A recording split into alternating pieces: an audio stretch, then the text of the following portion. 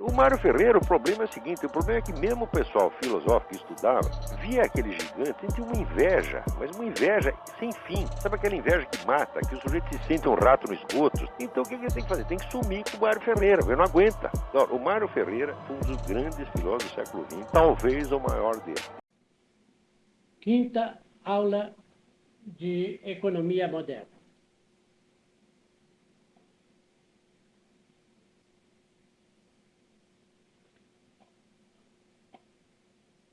Se perpassamos os olhos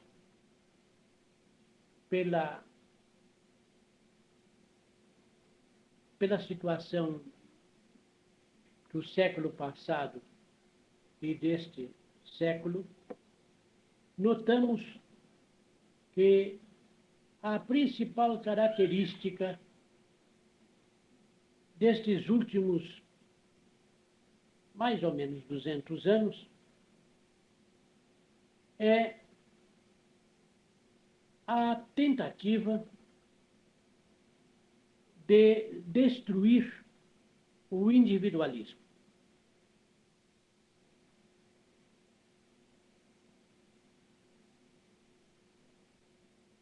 Sem dúvida, a história nos revela a sua lei da alternância também.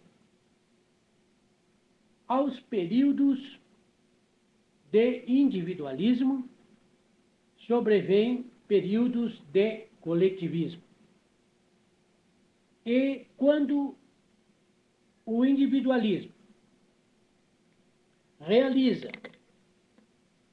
as suas formas viciosas, sobrevêm, consequentemente, os movimentos coletivistas que só atualizam o lado positivo e benéfico dessas tendências. Estabelecida na humanidade o sistema coletivista, atualizadas as suas deficiências e atualizados os seus defeitos, sobrevém em seguida uma campanha individualista que só patenteia os aspectos positivos do individualismo. E a humanidade, outra vez, volta a fazer nova experiência individualista, predominantemente individualista. E assim tem sido a história humana. E assim será enquanto o homem não aprender com a própria história a saber prever as tendências para as formas viciosas que nós estudamos em nosso livro Filosofia e História da Cultura e, finalmente, atingir ao reino da liberdade, isto é, graças ao conhecimento, a sua vontade poderá, então, dirigir os acontecimentos históricos de modo a evitar que ele caia nas formas viciosas tanto do individualismo como do coletivismo, de modo a conquistar uma posição harmônica e sábia entre os extremos. Como não podemos contar com a sabedoria humana, porque a quase totalidade da humanidade é ignorante, como não podemos também contar com as elites intelectuais, que na sua quase totalidade é incompetente, como não podemos contar com grandes líderes capazes de orientarem devidamente o ser humano, porque não encontrariam uma massa apta a aceitá-los, porque ela necessitaria de antemão deixar de ser massa para formar conjuntos de homens conscientes e livres, para que eles pudessem escolher o seu próprio destino, nós temos que nos curvar ante as condições históricas. Então, ao olharmos a economia moderna, nós vemos que ela se caracteriza por uma economia com resquícios muito poderosos de individualismo, que estão sendo solapados, atacados por todos os lados por ímpetos coletivistas. Se o individualismo dá, por sua vez, formas viciosas, também o coletivismo as dá. Ora, se nós observarmos tudo aquilo que hoje em dia se chama de revolução, tudo aquilo ao qual se dá o nome de revolução, não é propriamente uma revolução, é apenas uma involução, é apenas um retorno a formas econômicas, políticas e sociais já usadas, já ultrapassadas, mas que sejam de laivo coletivista.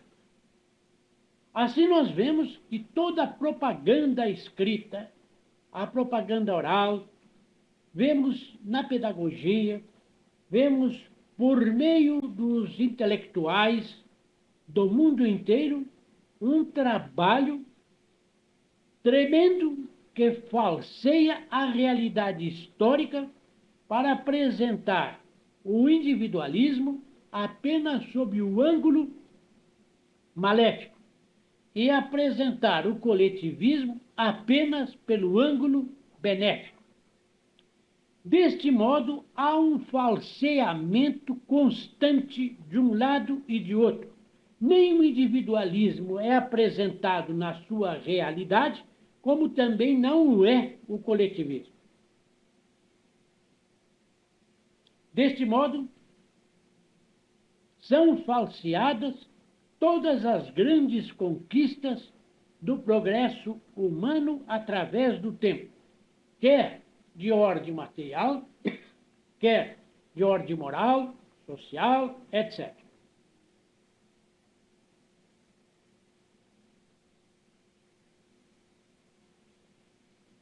Ora, se nós observarmos a história humana, nós notaremos o seguinte. Vamos partir da era cristã e vamos permanecer dentro da era cristã. Nesta nós podemos observar que os povos de raça branca lutaram durante esses 20 séculos por uma série de conquistas, como seja, pela liberdade do trabalho, lutaram contra a escravidão, lutaram pela abolição da servidão, lutaram contra os direitos do senhor, lutaram por um liberalismo espiritual, lutaram contra toda intolerância de caráter religioso, lutaram, em suma, pelo individualismo para libertar o indivíduo de todo o estado de colmeia, de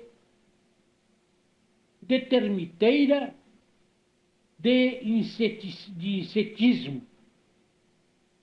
Isto é, fizeram e se esforçaram por elevar e engrandecer a pessoa humana. E esta luta foi, sem dúvida alguma, dirigida, orientada, apoiada e alimentada pelo cristianismo.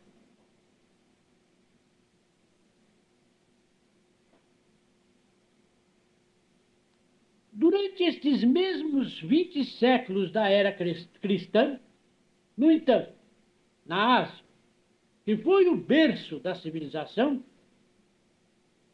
não se deu praticamente nenhum progresso, nenhuma evolução nesse sentido. Povos amarelos, E os povos, também os negros, foram sempre dominados pelo sectarismo, pela intolerância espiritual e pela intolerância social. Não se lutou pela abolição da escravidão, nem pela da servidão. Não se lutou pela afirmação da pessoa humana. Ora,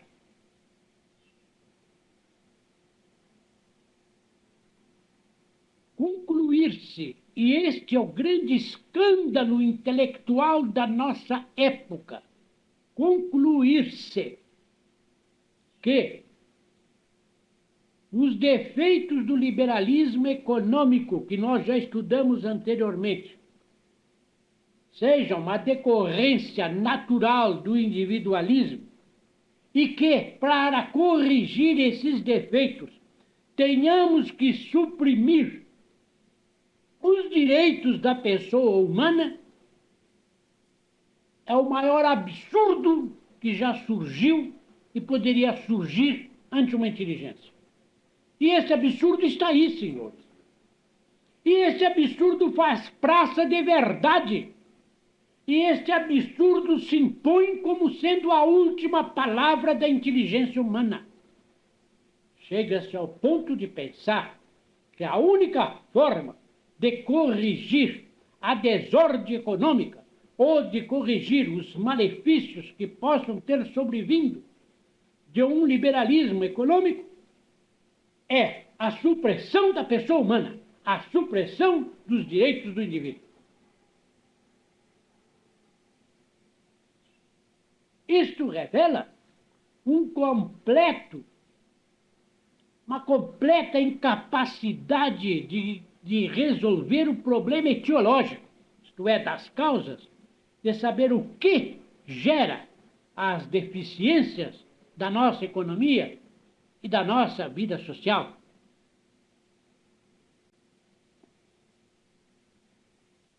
A ponto de levar estes homens a pensar que a única forma de libertar o homem é acabar com a liberdade, que a única forma de salvar o homem é liquidá-lo, é acabar com a sua salvação. É um paradoxo estúpido, porque nesse paradoxo não se encobre nenhuma verdade. De onde se pode concluir que o cristianismo e o respeito à pessoa humana tenham impedido o desenvolvimento da coletividade e dos direitos da coletividade? De onde se pode concluir que o trabalho individual e que a liberdade individual seja um entrave à liberdade e o bem coletivo? De onde se pode concluir que a defesa da coletividade só se pode realizar à custa do direito do indivíduo?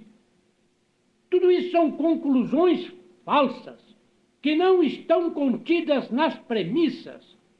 São conclusões falseadas, sofísticas, mas suficientes para perturbar as mentes deficientes desses 2 últimos séculos.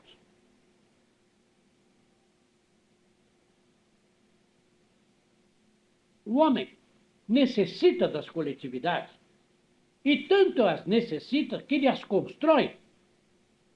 E a coletividade é um composto de coletividades, é um composto de grupos sociais. A família, a empresa, a própria profissão, o próprio país, o próprio Estado, o próprio gênero humano formam coletividades, e umas entrosadas entre as outras. Não há nenhuma razão, nenhum motivo em que nós possamos nos fundar para afirmar que o direito da coletividade seja prejudicado pelo direito individual.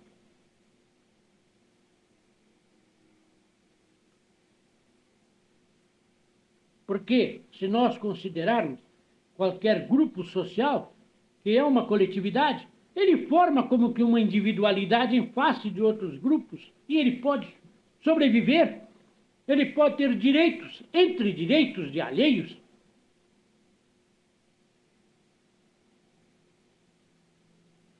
Chegaríamos então ao ponto de que a coletividade só poderia ser uma horda para atingirmos então a mais perfeita coletivização. Se fosse valer estas ideias absurdas, sem fundamento, que vivem perturbando esses 2 últimos séculos.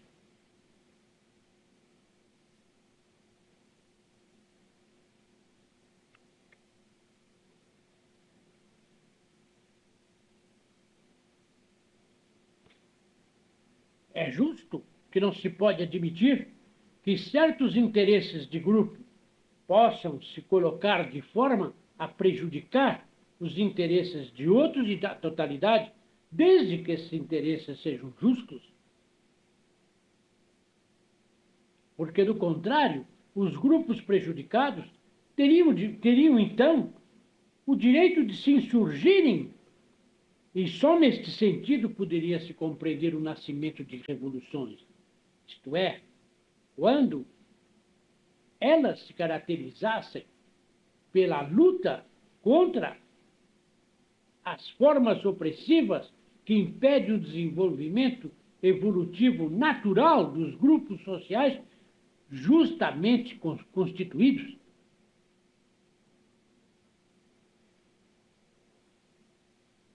A liberdade individual,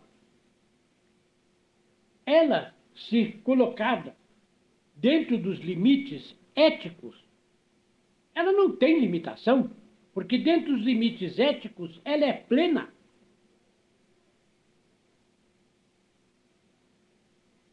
A coação que vá contra os princípios éticos é absurda. E quando há uma limitação dentro dos princípios éticos, ela se torna um hábito e acaba por se tornar uma segunda natureza, entra nos costumes e o homem a aceita e a admite porque ela é justa. Porque todos nós sentimos capacidade de admitir, de aceitar, quando normais, aquelas limitações que são eticamente normais. Então, estas restrições não ofendem o sentimento de liberdade, elas não são restrições à nossa liberdade, mas, ao contrário, elas abrem ensanchas para que a nossa liberdade se manifeste.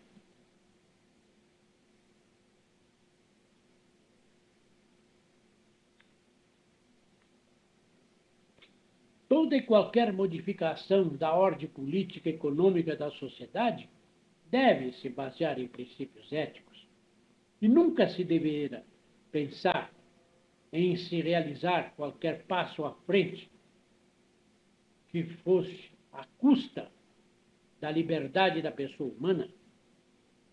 Mas nós sabemos que não é somente com apelos à moral, à ética, que se vai impedir que os erros aconteçam na sociedade. É mistério organizá-la de modo que esses erros não se multipliquem.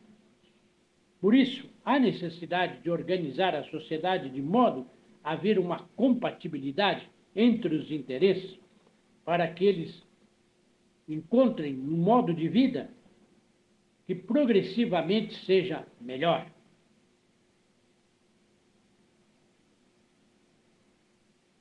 Não podemos, por isso, deixar de reconhecer os nossos defeitos. Eles nunca devem ser esquecidos. E é fundado nesses defeitos, que é uma dimensão humana, que precisamos, então, estudar como devemos organizar a sociedade. Esta aula é uma aula intermédia, apenas de preparação para análise da economia moderna. Agora, da próxima aula, da sexta em diante, passaremos a analisar a economia moderna e a assinalar os pontos em que ela respeitou e em que ela não respeitou esses princípios éticos? Começaremos pelo estudo do trabalho, na próxima vez. Por hoje é só.